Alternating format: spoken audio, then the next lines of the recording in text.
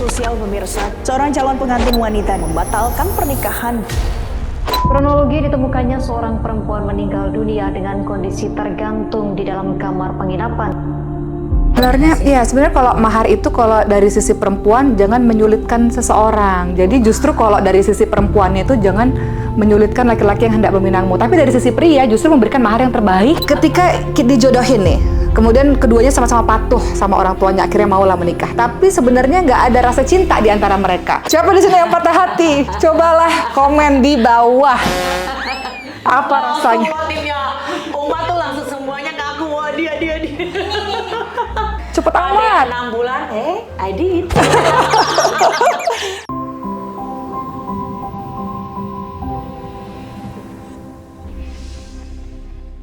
Kasian banget ya, pasti dia patah hati banget. Aku ngeliat fotonya langsung pasti si cowoknya patah hati banget, cowoknya cakep begitu. Cowoknya patah hati ya sih. Iyalah. Karena orang tua kan punya beda. Aku yakin ya, feeling aku ntar dia kalau nikah sama yang lain nggak bakal lupa, nggak bakal. Nyari mirip-mirip. Iya, sedih banget tahu. Cantik dan ganteng soalnya. Cocok sebenarnya. Cocok secara muka ya. Iya, Ya tapi kan? ternyata Ya cinta nggak seindah dalam dongeng ya. Jadi kita tadi lagi ngelihat satu foto.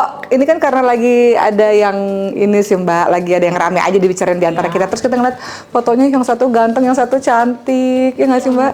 Iya. Tapi pernah dengar kan Apa? kasusnya ini kan? Iya. Sedih. Ya, yang Iya kan. aku sedih karena tambah lihat fotonya tambah sedih sih. Kalau Mbak Vera sedihnya karena ini Ki udah mau nikah, Iya. udah priwet, Iya, udah prepare semuanya ya. bundi. Iya. Ya Sedih sih itu. ampun, Sedih dah. Sedih banget sih. Bahas ginian yuk. Yuk, Yuk, karena kita ngobrolin soal cinta ya, talk about love pada hari ini. Jadi Mbak Vera, ini kan ceritanya ya, kalau sebagian teman-teman yang udah ngelihat berita ini kan dikatakan ceritanya itu adalah mereka ini udah mau menikah tapi satu dan lain hal, singkatnya akhirnya sang perempuannya jadinya itu tadi, ya kan?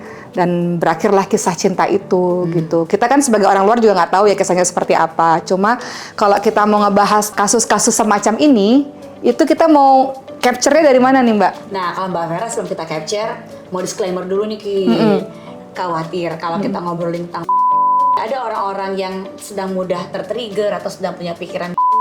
Kadang-kadang kalau lagi diobrolin tentang mereka jadi tertrigger untuk pengenan. Padahal ini kan kita lagi nggak bahas tentang dalam pengertian ini dibolehkan gitu kan ya. Atau kita juga nggak bahas isu yang bersangkutan karena orangnya udah nggak ada. Kita nggak melakukan pemeriksaan ke dia juga. Di psikologi nggak boleh kalau kayak gitu. Jadi kita cuma pengen dalam obrolan ini mudah-mudahan nih kita jadi tahu supaya kasus ini nggak kena ke kita, nggak kena ke orang-orang dekat kita gitu ya. Jadi kita bahas tentang kalau Mbak Vera miris karena segitunya ya ada kalau lagi nggak setara gitu, nggak sekufu gitu istilahnya. Nanti kalau Uma bisa jelasin ketika relationship-nya nggak setara kan kadang-kadang kita kalau cari jodoh namanya jodoh ya kan nggak ada yang tahu ya. Kadang-kadang ketemunya sama yang lebih sejahtera, lebih wealthy, kadang-kadang ketemunya sama yang biasa-biasa aja gitu kan ya, kadang-kadang di bawah kita banget gitu. Iya. Padahal setara kan nggak mesti kan ya. Bahwa orang pikir tuh gini nih, Uma, kalau dalam psikologi memang dianjurkan dan biasanya pernikahan yang lebih bertahan kan pernikahan yang setara, ya kan? Sekufu gitu istilahnya. Kalau dalam bahasa psikologi ada istilahnya, mau tahu nggak? Istilahnya? Homogami.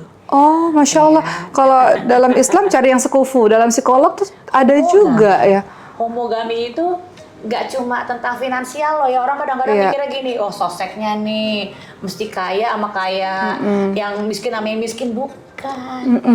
Seringkali homogami ini lebih bisa kok. Homogami itu yang satu misalnya secara finansial lebih gitu. Iya.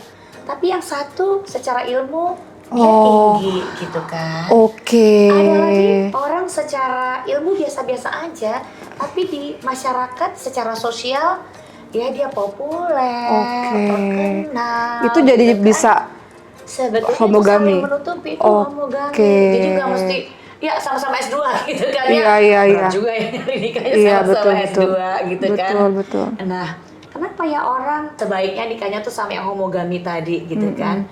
Karena tadi kalau orang yang homogami tentu apapun yang dia tampilkan dalam relationship jadinya kan setara, gampang. Oh, oke. Jadi nggak tiba-tiba kalau dia lagi cerita tentang pendidikan, nyambung lah istilahnya ya. Yang tiba-tiba ngerasa, oh nyombong Oke, gitu kan insecure sendiri. insecure jadinya kan. Atau kalau dia kerendahan, yang satu sebenarnya nggak bermaksud lagi nyombong-nyombongin sih, dia lagi minder aja kan gitu. Betul, Ini bisa Mbak. micu-micu konflik gitu loh. Tapi iya sih, kalau kita lihat juga, ini kita baru capture dari satu sisi ya teman-teman semua. Kita akan ngebahas dari sisi-sisi yang lain.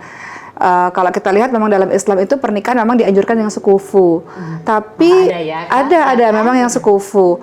Tapi itu tadi ya, sekufu itu bukan berarti harus kayaknya sama atau apanya sama. Tapi ya bisa mungkin dia lebih kaya, tapi dia lebih pintar di satu sisi, saling melengkapi satu sama lain. Kalaupun misalnya sangat jomplang sekali, ada juga kok yang berhasil kalau sama-sama saling bisa adaptasi gitu. Kalau kita lihat Rasulullah SAW dengan Siti Khadijah, jomplang dari segi umur. Jomplang banget. 15 tahun lebih 15 tahun. tua yang wanitanya Siti Khadijah. Secara harta jomplang. Ya, Siti Khadijah udah kaya raya luar biasa, secara pengalaman perdagangan segala macam jomplang.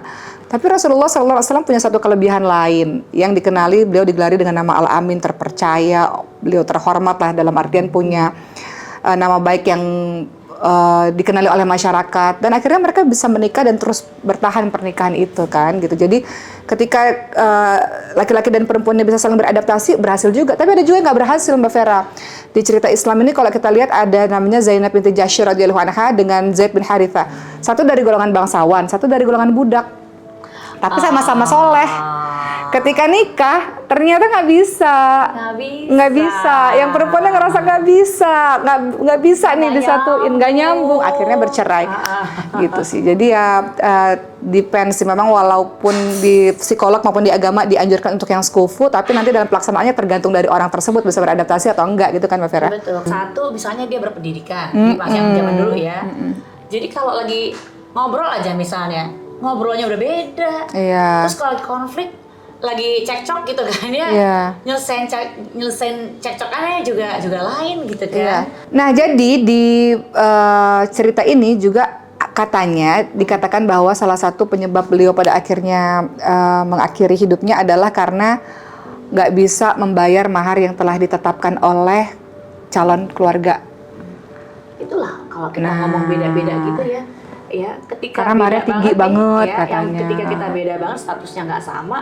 Yang satu di sini, ya dia marry down, yang satu marry up, yang kejauhan, ya kan? Sehingga ketika diomongin tentang mahar misalnya, buat di sini, ya buat yang di sini, wah maharnya tinggi banget gitu. Sementara buat yang di sini, maharnya udah kerendahan buat dia sebetulnya. Kalau dalam Islam sendiri ada sebenarnya kalau mahar itu kalau dari sisi perempuan jangan menyulitkan seseorang. Jadi justru kalau dari sisi perempuannya itu jangan menyulitkan laki-laki yang hendak meminangmu. Tapi dari sisi pria justru memberikan mahar yang terbaik sebagai tanda penghargaan kepada sang wanitanya. Nah, jadi itu ditimbang-timbang deh tuh. Kompromis deh di antara berduanya. Kalau di dalam Islam nanti Uma lihat ya, kalau di psikologi itu lebih gini. Kadang-kala yang dibutuhkan dalam relationship itu sebetulnya orang kan suka pikir bahwa dalam relationship itu nggak apa-apa yang namanya cinta. Pokoknya dengan cinta tuh kita bisa ngatesin nah, itu dia tuh. Gitu, aku juga mau nanya tuh. Kadang-kadang orang ada saking bucinnya nih, merasa bahwa gini nih. Jadi buta kan nggak ngeliat apapun namanya, gitu. Ya kan bener-bener namanya lagi jatuh cinta. Kalau orang lagi jatuh cinta. Orang lagi jatuh cinta tuh kayak pakai kacamata merah muda. Oke. Ya sehingga mau tadi ketemu dengan yang nggak berpendidikan atau berpendidikan, mau suami orang nggak suami orang, mohon maaf ya nih jadi ngomongnya kayak begini. Ketika dia merasa, oh dia udah cinta banget nih, rasanya he's the one nih, Prince of Charming yang gitu deh. Jadi dia pakai kacamata merah muda, maksudnya segala sesuatu yang terlihat itu yang bagus-bagusnya doang. Kadang-kadang ya dia udah cermatin nih, papa mamanya kayaknya nggak setuju deh. Atau kayaknya sih dia kasar deh sebenarnya gitu kan ya. Atau kadang-kadang kalau ngomong kita nggak nyambung sebetulnya karena beda tadi. Tapi karena pakai kacamata merah muda, jadi kelihatan yang bagus-bagusnya aja. Bahkan kalau yang tadi nggak nyambungnya pun gini, malah dianggap lucu gitu. Persis kan kayak gini, yang satu tipenya suka belajar. Karena udah nggak pakai logika lagi kan kalau orang udah jatuh cinta. Ya waktu deket gitu ya. Oke, kita bilangnya bukan pacaran ya, pas lagi deket deh ya, lagi PDKT misalnya. Ngelihat dia main games, keren banget gitu kan ya. Apalagi kalau dia juara, wah canggih gitu. begitu nanti nikah, Oke. kacamata merah mudanya tuh udah pupus gitu. Oke. Tinggal yang real-realnya aja. Kenapa dia nggak bisa kerja sih? Oke. Dia jagonya main games gitu. Jadi kalau arahnya ke situ Mbak, kita akan ngomongin lagi kalau gitu supaya akhirnya hubungan ini berhasil dan gak berakhir dengan patah hati. Nah itulah. Itu gimana gitu ya? Ya itulah dia, nih teman-teman perlu ngeh nih. Makanya kalau kita punya calon jodoh, jangan dibawa pergi-pergi sendirian. Oke. Diajaknya, ajak ketemu dengan Keluarga. ketemu juga dengan keluarganya dia. Oke, jadi acceptance-nya tuh dari Kan udah awal. ketahuan bahwa Iya. semua akan saling suka nggak? Ya ada loh ciri-cirinya. Ketika Ciri-ciri ketika mertua atau calon mertua kayaknya nih cocok banget nih sama kita. Ini Oke, nih dia sama ini kita nih, penting gitu ya kan teman-teman sekalian. Jadi sebelum menikah pastikan bukan hanya kalian saja yang saling jatuh cinta. berdua. Iya, melainkan juga keluarga besar bisa saling menerima satu sama lain. Nah, ciri-ciri dari menurut kacamata psikologi ya. Atau juga pengen tahu ntar aku mau menikahkan anakku atau anakku si Ibrahim nyari pasangan, mertuamu suka nggak sama kamu, hati-hati. Ciri-cirinya apa? Nah, jadi kan kita selama ini kita pikir kayaknya kalau ketemu kita aja nih diajak pergi makan, pergi nonton rasanya cukup. Keliru. Oh, Sebenarnya. oke. Hati-hati, Kita butuh guys. review yang objektif Oke. dari orang kiri kanan kan. Karena kalau kita kan udah kacamata merah muda tadi ya. Nah, ada kacau ngeliatnya. Kacau. Ya kan, Nggak ya? objektif. Nah, kita perlu paham bahwa si dia disukain oleh keluarga kita. Nah, sekarang vice versa nih. Jangan sampai udah mau nikah, kita udah pede banget nih kita akan jadian nih nanti gitu kan. Kita akan jadi banget sama dia. Ternyata nggak disetujuin. Itu patah dari hati banget sih. awal. Karena udah dimulai cintanya terus tiba-tiba nggak disetujuin di akhir, itu patah hati banget sih. Yes-nya kan. Iya. Gitu kan. Shoot sampai ke dalam. Nah, ada cirinya. Jadi kita cermatin ya, lihat deh, baik-baik teman-teman cermatin deh. Kalau ngelihat ketemu jadi calon mertua, pertama kali kita diketemuin sama dia, nah lihat deh, besoknya dia ada upaya untuk terkoneksi sama kita nggak? Dia tuh siapa? Si calon mertua. Oke. Contohnya kayak gini nih. Nanyain gitu kali ya? Dia nanyain nomor telepon kita sehingga kita bisa saling kontakkan sama beliau. Oke. Nah, kenapa? Karena ketika seseorang suka nih, Uma, saat suka kita pengen lebih dekat sama dia. Pengen lebih terkoneksi. tahu. Jadi kalau dari pertemuan pertama, kedua, setelah itu calon mertua, ya tiba-tiba minta, nomor teksnya berapa sih? Gitu kan ya. Oke. Kita deg-degan. Artinya, oh gitu, nyala lampu hijau nih, gitu kan dia mulai terbuka. oke. Tapi kalau beliau nggak pernah nanyain, nggak Iya. pernah terkoneksi, ya nggak pernah ngubungin juga. Oke, itu sesuatu kan. Oke. Warning awal nih. Ada lampu yellownya nih sebetulnya. Nah yang kedua nih, yang perlu dicermatin. Tiba-tiba mama mertua tuh nggak cuma terkoneksi sama kita, dia juga dengan bangga mempersembahkan, taram, ini loh pacarnya si Anu atau calon mantu nih, Oh, dia oke. bawa kita ke arisannya, ke keluarga besarnya, Diperkenalkan. Oh. diperkenalkan. Jadi kalau kalian sedang menjalin hubungan, belum diperkenalkan dengan keluarga ataupun kerabat-kerabat sekitar, itu warning ya. Belum. belum sejauh itu, Belum sejauh itu. itu. Nah, satu lagi nih, tiba-tiba beliau nggak cuma ngajak kita ke areanya dia, tapi beliau juga pengen tahu kita seperti apa. Makanya dia Oke. nanti dikenalin dong sama mamahnya, sama Oke. papanya. 3 ini aja dulu. Ini udah Kalian sudah sejauh mana? Kalian sudah sejauh mana? Coba direnungkan. Nggak pernah dikenal sama keluarga, nggak pernah dibawa ke lingkungannya. Aduh, nggak punya masa depan nih, jangan-jangan nih. Gak pernah ditanyain, maksudnya si calon mertua tuh gak pernah hubungin atau nanyain kita seperti apa. Oh oke, kayaknya ini butuh review ulang. Bukan berarti gak punya masa depan sih, Uma. Bisa Butuh sih. waktu. Artinya gini, oh ada yang butuh kita benahin. Oke. Bisa loh tanya sama calon kita gitu kan ya, atau lihat dari kakak adiknya ada nggak yang udah punya pasangan. Jadi kita bisa berkiblat dalam tanda petik ke mereka. Oke. Kiblatnya gini, apa sih yang disukain si calon mertua gitu kan ya, Oke. yang seperti apa. Nah kita boleh, bukan copycat ya, Iya. ya bukan copy paste juga sih, Iya. tapi mulai latihan untuk menonjolkan. Jadi bukan jadi orang lain, bukan.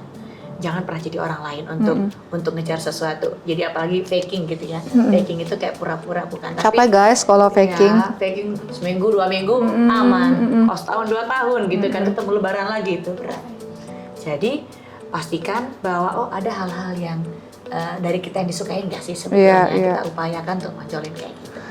Ya ini menarik ya teman-teman semua tuh, jangan sampai kita berpikir nggak disetujui nih, ya udah nggak apa-apa deh, yang penting kita coba dulu sampai ujung nggak disetujuin, ujung-ujungnya jadi kawin lari kan banyak nih Mbak Vera. Hati-hati ya teman-teman semua, memang sih kalau laki-laki itu dalam Islam nggak perlu wali sebenarnya. Tapi kan kita perlu ridho dari orang tua, perlu doa dari orang tua, perlu restu. Kalau orang tua sudah memberikan restu, akan memberikan doa-doanya yang banyak untuk kita. Jadi jangan pernah berpikir untuk nggak disetujuin, nggak apa-apa deh. Nggak apa-apa, demi cinta aku akan melakukan segala sesuatu. Akhirnya kan banyak tuh yang kawin-kawin lari tuh. Nah itu dia. Ya kan? Padahal merah muda sih. Padahal begitu ya pindah, ini kan lari kan, artinya support emosional, support finansial, support iya nggak ada, putus kan? betul. Jadi ketika lagi berantem berdua, betul, ya nggak ada yang muati. Benar, itu makanya kenapa perempuan itu butuh wali dalam nikah tuh Mbak. Kenapa? Karena walinya itu fungsinya kalau terjadi apa-apa, nah itu ada pelindungnya si walinya ini. Ada walinya, iya. Ada yang nge-support gitu. Makanya menarik deh, Uma. Ternyata mereka yang menikahnya dijodohkan. Iya. Justru datanya nih ya, riset nyebutin malah lebih banyak yang berhasil loh ternyata. Oke. Lebih berhasil dan lebih sejahtera. Karena apa ya? Ternyata kalau dalam Islamnya ridho ya, ridho kedua orang tua. Kalau dari bahasa psikologisnya support dari kedua keluarga, itu bikin mereka terdorong untuk bertahan gitu. Oke. Up and down. Biasa kan kita bahas mau nikah ada downnya. Iya. Kemudian waktu habis nikah happy, kemudian tiba-tiba ngelahirin anak lagi, yang pertama down lagi, sehingga butuh support kan. Iya. Ketika direstui oleh dua keluarga, maka support ini dapat dengan mudah kita miliki. Iya. Kalau enggak. Tapi aku pengen tanya juga sih Mbak Vera, gara-gara tadi Mbak Vera ngebahas soal perjodohan nih. Ketika pada akhirnya nih anak nih dua-duanya jadi, kita agak melebar nggak apa-apa ya, namanya juga talk about love ya teman-teman semua. Jadi ketika dijodohin nih, kemudian keduanya sama-sama patuh sama orang tuanya, akhirnya maulah menikah. Tapi sebenarnya nggak ada rasa cinta di antara mereka. Orang tua mengatakan nggak apa-apa, cinta itu bisa tumbuh dengan seiring berjalannya waktu, dengan pertemuan, dengan bersama-sama ketika mereka menikah. Ada nggak sih kasus-kasus yang Mbak Vera nanganin itu ketika mereka dijodohkan dan menikah, berbelas-belas tahun nggak ada tuh rasa cinta? Karena tadi ya seringkali kita gini ya, kita pikir yang bermasalah adalah karena perjodohannya. Oke. Seringkali orang berat di perjodohan karena kadangkala ada upaya untuk mau against aja sih, melawan orang tua aja sih. Orang kan nggak suka diarah-arahin, seolah-olah kita kehilangan kebebasan. Padahal waktu di perjodohan, orang tua jeli kok untuk nyisir dulu nih homogami tadi, pakai saringan. Ya, bahwa backgroundnya udah sama nih, sifat dan kepribadiannya biasanya mereka udah tahu dari bayi gitu kan ya. Anaknya baik sih kayaknya gitu kan ya. Sehingga mereka tahu bahwa secara fisik nanti cocok nih sama-sama. Kasep sama si cantik gelis gitu kan ya, jadi cocok gitu misalnya kan. Nah, namun kalau di anak-anak tertentu dia merasa bahwa nggak bisa suka karena mereka sekedar mau against ortu, mau nentang ortu, atau satu lagi nih Ustazah Oki, jangan-jangan udah ada lebih dulu. Cintanya. Wah, berat banget itu ya. Nanti nih otak kita itu lucu. Otak kita ini ibarat kayak gini, boleh nggak bunga ini Mbak Vera pegang dulu ya? Ini bunga. Otaknya. Ini bayangin ini otak. Ada otak lagi. Belum diambil harganya. Pinjam dari toko. Nih besok-besok ada yang mesti suplai bunga. Sponsor dong masuk, kasih bunga di sini. Jadi ini ibarat otaknya manusia, ya. Kita selalu punya belief gitu.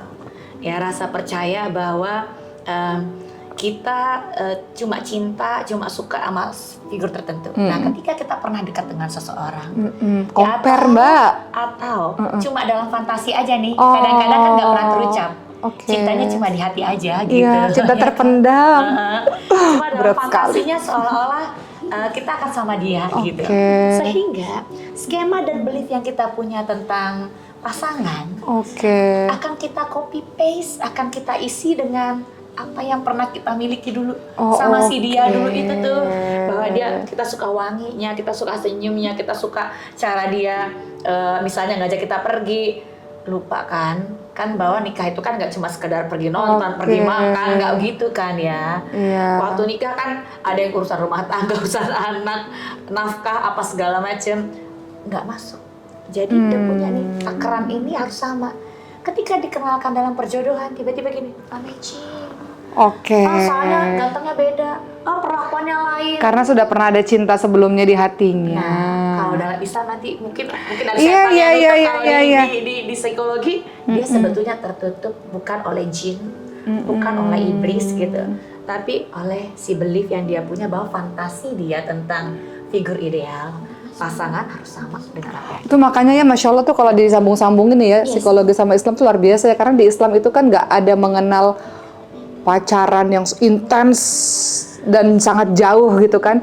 Ternyata salah satu dampaknya supaya nggak ada perbandingan ketika dia pada akhirnya menikah. Karena kalau dia sudah pernah melakukan apapun itu ya dalam masa mudanya, dalam masa pendekatannya dengan seseorang, dia akan membawa orang itu dalam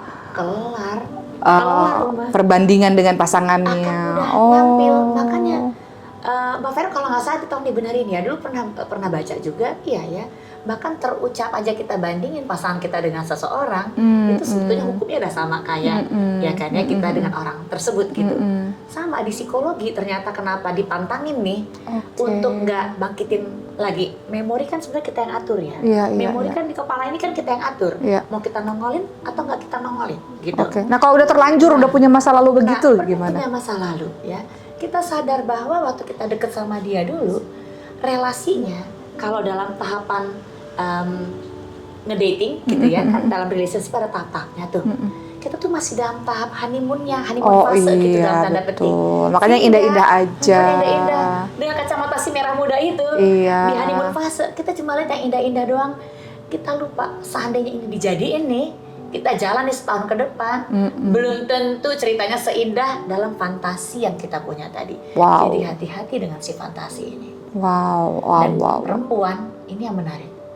Perempuan ini ngerasa nggak perempuan-perempuan yang pernah punya cinta lama gitu ya, selalu memelihara cinta lamanya dalam versi ideal tersebut. Iya, dan semuanya jadi lebih indah aja gitu.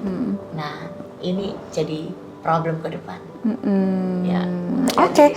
Jadi tadi Mbak Vera bilang, ya karena kamu masih dalam tahap-tahap honeymoon ya, jadi mikirnya yang pertama tuh yang paling indah dibanding dengan segala-galanya. Coba kalau kamu nikah sama dia ada problem juga, ya kan? Ada masalah nikah, juga. Terus kemudian ketemu mertua, kemudian tiba-tiba hamil dia nggak nganterin, dia nggak ngerti, waduh. Mbak Vera, ini aku pengen balik lagi nih ke kasus atau kisah yang tadi kita sempat lihat ceritanya ya. Ini kan dikisahkan pada akhirnya, kita juga sedih ya sama-sama ya, bahwa pada akhirnya sang wanitanya kan memilih untuk. Nah, gimana nih dari Mbak Vera mungkin bisa kasih masukan juga ke teman-teman lainnya, kalau udah terlanjur jatuh cinta banget sama seseorang tapi ternyata nggak kesampaian, gimana cara ngobatin hati supaya nggak berujung kepada itu tadi? Hati yang luka itu tadi ya, iya kan ya. Siapa di sini yang patah hati? Cobalah komen di bawah. Apa rasanya? Umat tuh langsung semuanya ngaku, wah dia. Patah hati nggak enak banget ya, nangis nggak fokus ya kan, rasa nggak punya energi, itu nggak enak banget. Gimana tuh Mbak? Karena tadi waktu kita jatuh cinta ya kan, rasanya seolah-olah nih ya, seolah-olah kayak dunia itu semuanya jadi indah, karena sebetulnya jangan-jangan yang bikin dunia serba indah ya, rasanya menggebu-gebu, ada excitement, jangan-jangan bukan karena dia loh. Oh, jadi? Jangan-jangan karena pengaruh otak waktu kita jatuh cinta menghasilkan hormon cinta yang ada 3 itu tuh ya, googling ya. Ada 3 hormon cinta tadi, sehingga rasanya kayak lagi, ibaratnya nih kalau salah satu hormon cinta kayak lagi nenggak ekstasi, jadi rasanya excited, terus rasanya pengen selalu dekat, rasanya kayak dalam love ya, forever love gitu rasanya. Jadi ketika kita lagi patah hati, cermati dulu. Kemarin-kemarin itu benar-benar kita nggak ya? Atau kita dalam status di bawah pengaruh hormon-hormon cinta yang dihasilkan oleh otak. Lantas beri momen diri kita untuk menetralisir Oke. dampak dari si hormon-hormon cinta tadi kan butuh dinetralisir kembali. Soalnya tadi kan Berapa lama sih biasanya waktu berbulan, berapa tahun? Nggak ada acuan pasti. Oke. Ada orang yang cuma 2-3 bulan dia udah kelar dari patah hatinya. Cepet Ada amat. yang 6 bulan, I did. Karena apa? Karena ketemu sama yang baru kan? Karena udah paham bahwa Oke. ngerti mekanismenya bahwa Oke. pada saat kita lagi putus cinta itu persis reaksinya kayak lagi duka cita.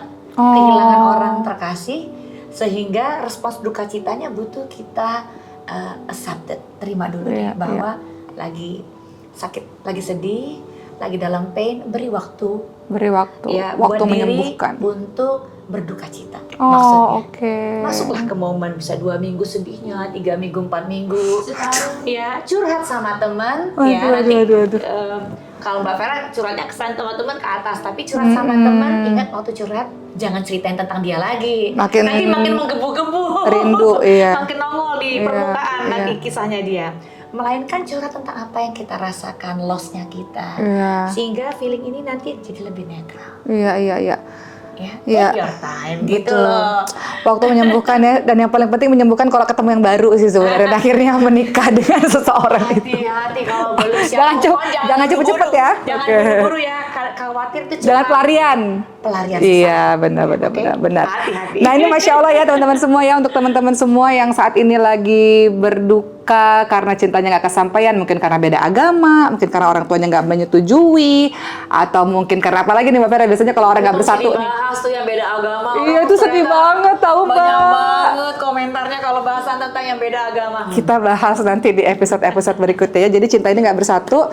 Tadi Mbak Vera bilang ya udah nikmati dulu prosesnya. Kemudian kalau kita disibukkan dengan hal-hal baik, mudah-mudahan kita nggak punya waktu terlalu lama dan berlarut-larut dengan pemikiran-pemikiran yang sedih-sedih itu tadi. Jangan banyak menyendiri, banyak ikut pengajian ya, nonton vlog-vlog atau YouTube kita seperti ini untuk edukasi kepada teman-teman semua. Dan life must go on. Kamu masih harus terus mengejar cita-cita. Masa depanmu masih cerah. Jadi teruslah untuk bergerak ya. Jangan karena Sayangi diri sendiri. iya, dicoba peluk-peluk gini. Boleh nggak sih kita peluk diri kita sendiri? Oh, aku sayang pada dia. Aku Ya, atau cantik. ketika udah fulfill, tiba-tiba besok ketemu teman-temannya Habib yang di depan.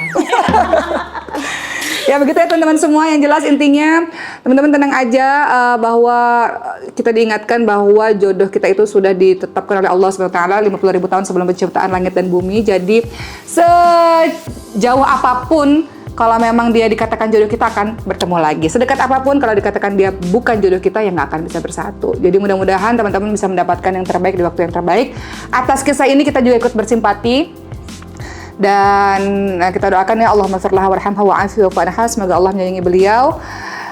Dan tentu saja ini edukasi kepada teman-teman semua, bukanlah menjadi jalan ataupun jawaban solusi dari permasalahan. Justru kalau kita lihat dalam agama kita, orang-orang yang sebenarnya diri itu tadi masih panjang perjalanannya ya. Kita berpikir itu adalah solusi. Ternyata semakin panjang perjalanan, masih ada alam dunia, masih ada alam kubur, masih ada yaumul di padang mahsyar dan sebagainya. Mudah-mudahan itu bukan jadi pilihan buat kita.